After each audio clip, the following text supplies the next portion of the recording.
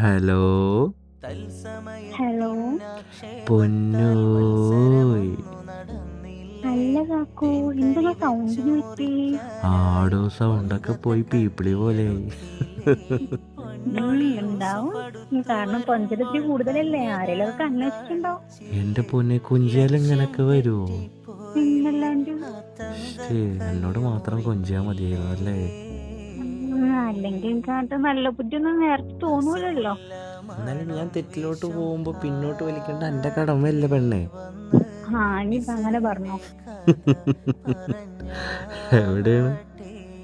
ഞാൻ വീട്ടില്. എന്താ പരിപാടി? പ്രത്യേകിച്ചൊന്നുമില്ല. ഒന്നുമില്ല. ഇല്ല. ശ്രീയാണ് അല്ല. അല്ലേ? അല്ല. എനിക്കൊരു ഉമ്മ വരുമോ പെണ്ണെ? എന്തിനാ? ഉമ്മ എന്തിനെല്ലാവർക്കും? ഞാൻ തരില്ല. എന്താ? നിങ്ങളെ സൗണ്ട് ഒക്കെ കൊണ്ട് കളഞ്ഞിട്ട്. അപ്പൊ സൗണ്ടിനാണ് എന്നാണ് ഇഷ്ടപ്പെടുന്നത്? രണ്ടും. എന്താണ് ഈ രണ്ടും?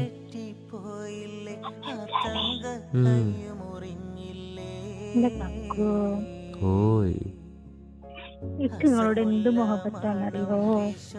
എന്ത് മുഹബത്താണ്?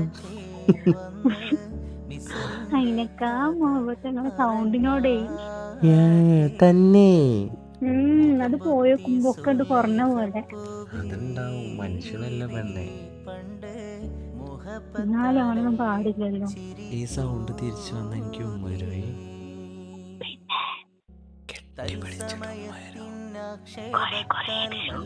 എന്താ കൊറേ കൊറേ? അതോ എന്റെ സൗണ്ട് കിട്ടിയില്ലേ? ആണോ?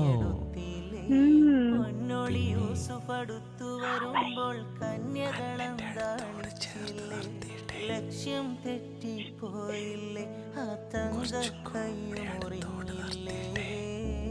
എവിടക്ക പോണ്? പയ്യെ ഇങ്ങനെ കെട്ടിപ്പിടിച്ചിട്ട് എന്റെ ചുണ്ടോട് ഞാൻ ചേർത്ത് വെച്ചിട്ടേ എന്നിട്ട്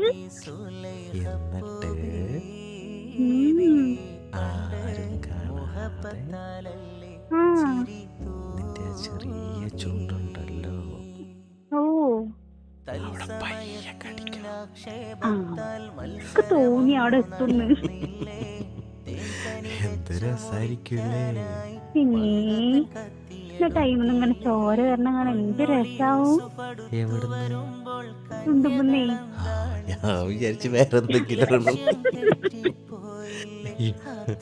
ഞാൻ വിചാരിച്ചു വേറെന്തെങ്കിലും ആയിരിക്കും.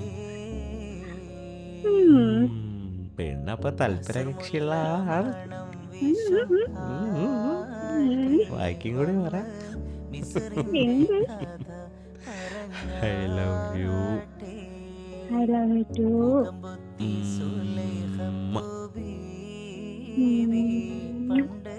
Miss you too.